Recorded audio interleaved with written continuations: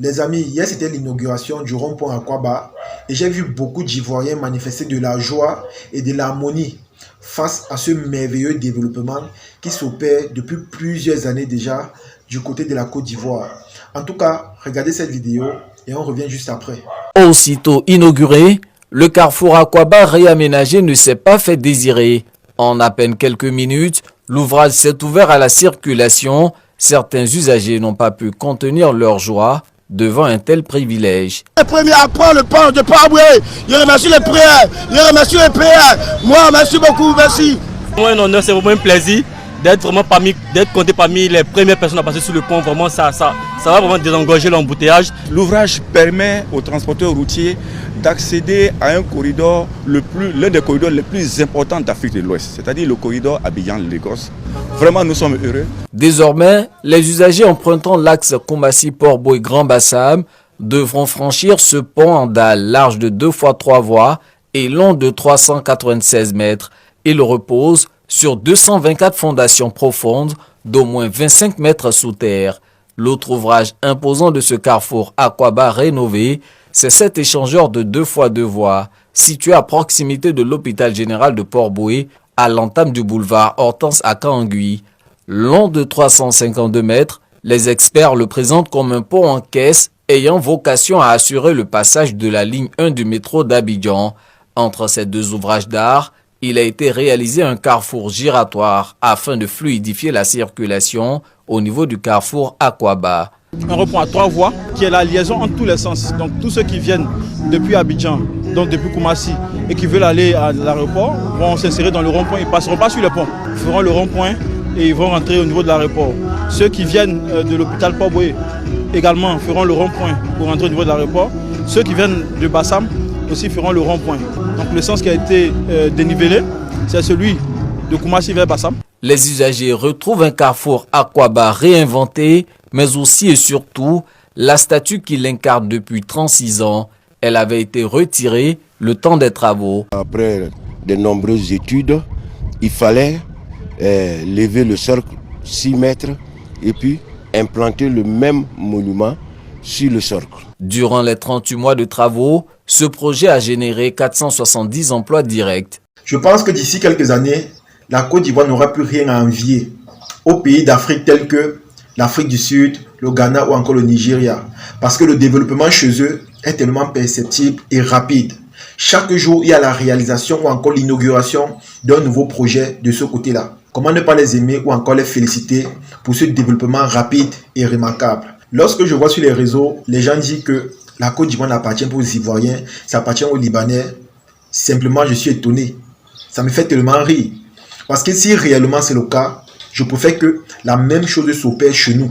Vu que chez nous, ça n'appartient à personne, mais on n'arrive pas à se développer ou encore à réaliser de tels projets comme ce que nous voyons du côté de la Côte d'Ivoire. Les amis, hier, j'ai fait une vidéo où un prophète ivoirien prophétisait l'émergence de la Côte d'Ivoire en 2035. Il a parlé de la paix, il a parlé des projets qui sont actuellement en train d'être réalisés. Et il a dit ceci, la Côte d'Ivoire sera un pays émergent d'ici 2035. La famille, avec tout ce que moi je vois là, c'est-à-dire les réalisations, les projets qui sont mis sur pied, je pense que sa prophétie est vraie et réalisable. Vous savez, généralement quand on parle des prophètes, je suis un peu sceptique. Parce que parmi ces prophètes, il y a les bons, il y a les mauvais. Il y a ceux qui parlent juste pour attirer l'attention ou encore de la visibilité.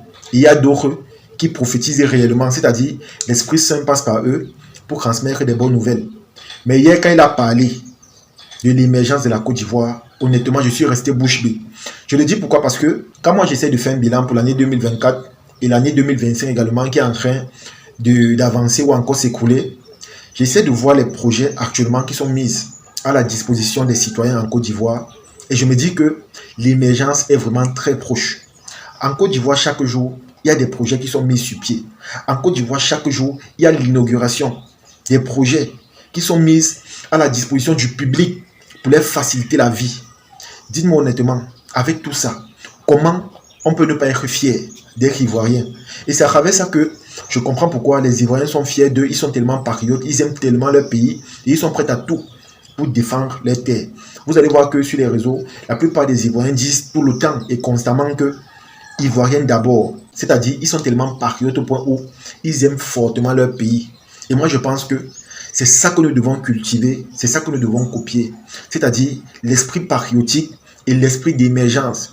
Moi, je le dis constamment. Tous les pays africains, c'est-à-dire les pays pauvres, peuvent également se démarquer. Tous peuvent se développer. Mais il y a ce qu'on appelle le manque de volonté et de conviction.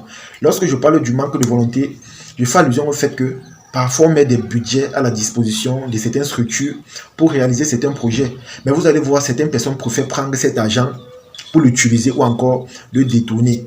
Vous allez voir, parfois on arrête quelqu'un qui a détourné près de 200 milliards. Moi, simplement, j'appelle ça de la méchanceté. Pourquoi? Parce que déjà de un, c'est l'argent du peuple. C'est l'argent du contribuable. Et c'est un argent qui est mis à la disposition des structures pour faciliter la vie des citoyens.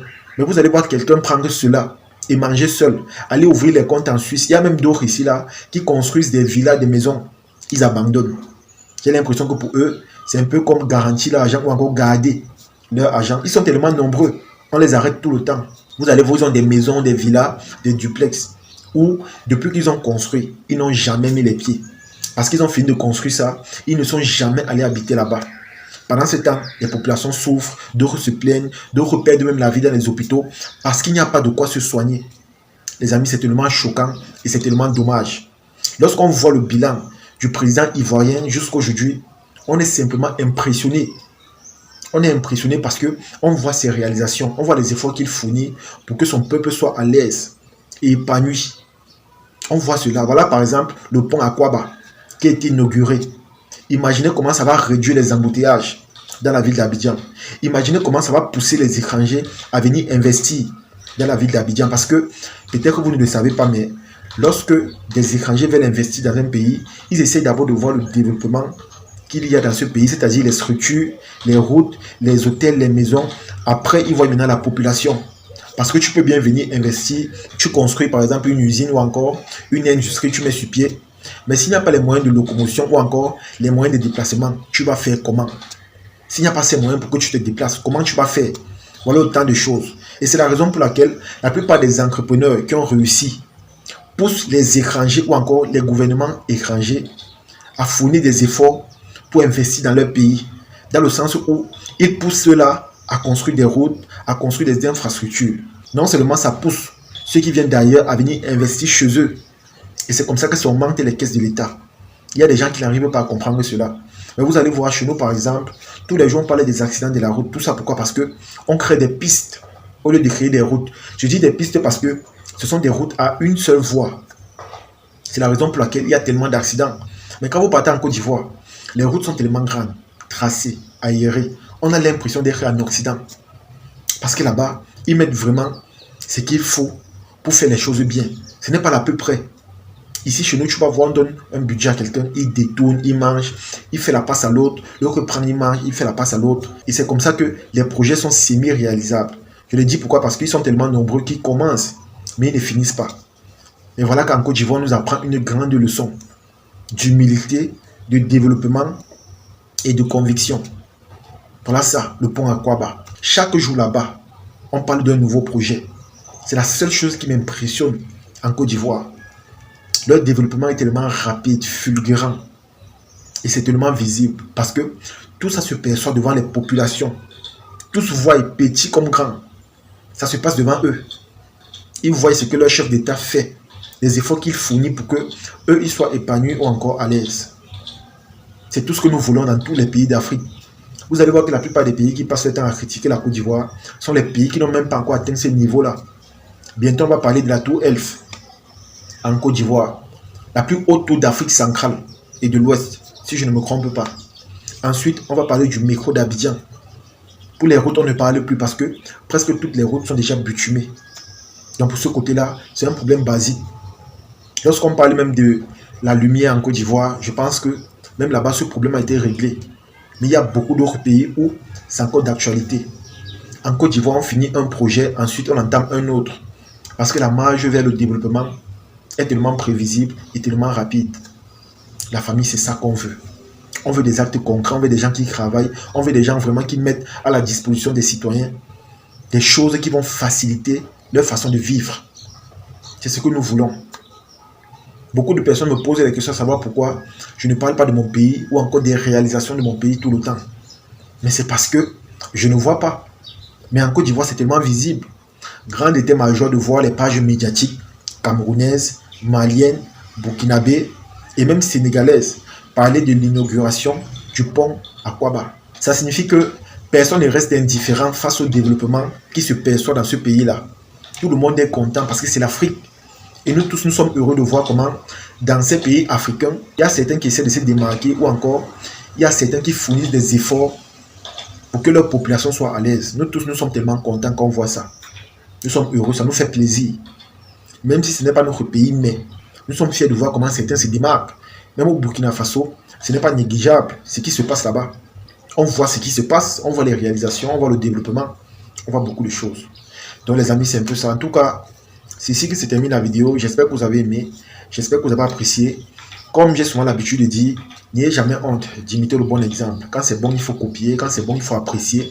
Quand c'est bon, il faut encourager. Ne voyez pas cela comme un signe de faiblesse ou encore de bassesse, en vous disant que lorsqu'on va faire cela, ils vont se moquer de nous en disant que c'est eux, c'est eux, c'est eux.